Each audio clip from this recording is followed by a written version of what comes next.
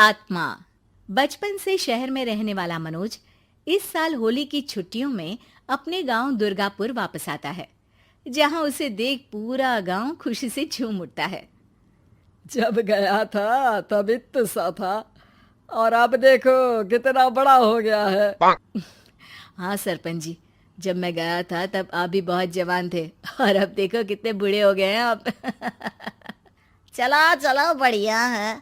बच्चा घर वापस आ गया। इसी खुशी में आज रात पार्टी होगी। क्या बात है, गांव में भी पार्टियां होने लगी। वैसे अगर पार्टी की बात है तो आज क्यों सीधा होली पार्टी करते हैं।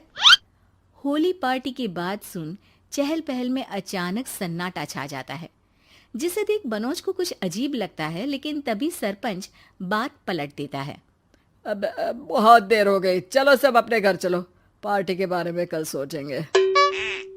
मनोज भी मम्मी पापा के साथ घर आ जाता है, पर होली पार्टी और उस पर पूरे गांव की खामोशी वाली बात अभी तक उसके जहन से निकलती नहीं। पापा, होली पार्टी की बात पर सब चुप क्यों हो गए थे? अरे होगी उनकी कोई अपनी बात। मुझे गांव की पंचायत ही थोड़ी पता है। थक गया हूँ, चलो सो जाते हैं, कल बात करते हैं। पापा की बात मानते हुए मनोज भी सोने चला जाता है। आज तो छुपा लिया, लेकिन हफ्ते बाद जब होली का दिन आएगा तब इसे कैसे रोकोगे?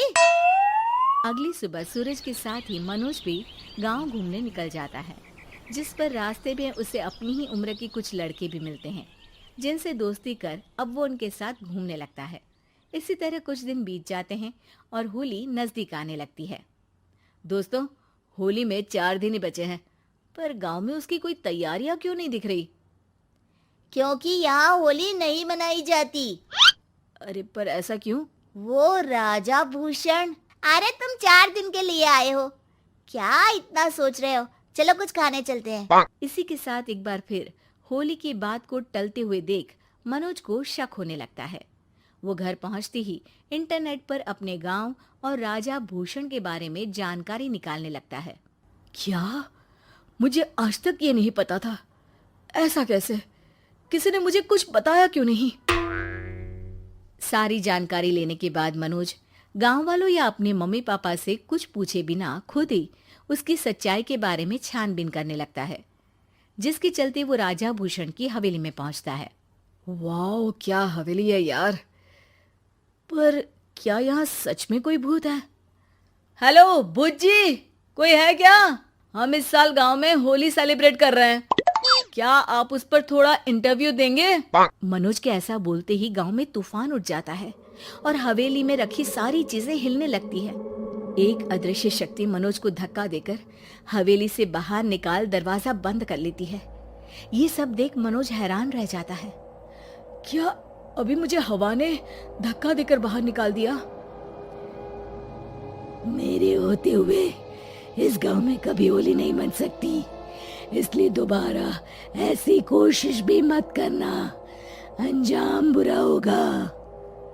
आवाज सुन मनोज हैरानी से इधर उधर देखने लगता है, पर उसे कोई दिखाई नहीं देता। वो गांव वापस आ जाता है, जहां तूफान की वजह से सब कुछ तहस महस हो चुका होता है। आखिर ये तूफान आया कैसे? ना ऐसा कोई मौसम था और ना ही हमने होली का त्योहार मनाने की बात की थी। सरपंच की बात पर कोई रिएक्शन दिए बिना मनोज चुपचाप अपने घर चला जाता है। इस तरह देखते ही देखते होली का दिन भी आ जाता है और मनोज रंग लेकर गांव में निकल जाता है, लेकिन गांव पूरी तरह खाली होता है। अरे त्योहार का दिन है, धूमधाम की जगह मातम क्यों मनाया हुआ है? मनोज की आवाज सुन सब अपने घर की खिड़कियां खोल के घर के अंदर से ही उसे वापस जाने के लिए कहने लगते हैं, पर वो किसी की नहीं सुनता। तुझे पहले भी समझाया था, अगर होली खेलने की कोशिश भी की तो अच्छा नहीं होगा। अरे बात मान लो बेटा, तुम्हें सच नहीं पता। मुझे सब पता है। सालों पहले इस राजा ने एक अंधविश्वास फैलाया और आप लोग आज तक उसे मानते आ रहे हो। अरे बेटा, जब तुम पैदा भी नहीं हुए थे उससे भी बहुत पहले से इस गांव पर होली का श्राप है। अगर गांव में होली का त्योहार मनाया जाता है तो प्रलय आना पक्की बात होती है। राजा भूषण इस सब में नहीं मानते थे और त्योहार मनाने लगे, जिसके चलते होली वाले ही दिन पहले उनके बेटे की और फिर उनकी मृत्यु हो गई। तभी से गांव की रक्षा के लिए उनकी आत्मा उस हवेली में रह रही है। सबकी बातें सुन मनोज उलझन में पड़ जाता है। सोचना भी मत मनोज, अगर तुमने इस परंपरा को तोड़ने की कोशिश भी की तो उसका परिणाम इस गांव और गांव के लोगों के लिए अच्छा नहीं होगा। मुझे भी यकीन नहीं हो रहा कि आप लोग एक बेतुकी बात को मानकर सालों से रंगों के त्योहार को मातम की तरह मनाते आ रहे हो। मनोज किसी की कोई बात ना मानते हुए पूरे गांव में रंग बिखेर देता है, जिसके तुरंत बाद वहां तूफान के साथ बिजलियां गरजने लगती है। अचानक मौसम में ऐसा बदलाव देख जहां मनोज कंफ्यूजन में आ जाता है, वहीं गांव वाले डर से सहम जाते हैं।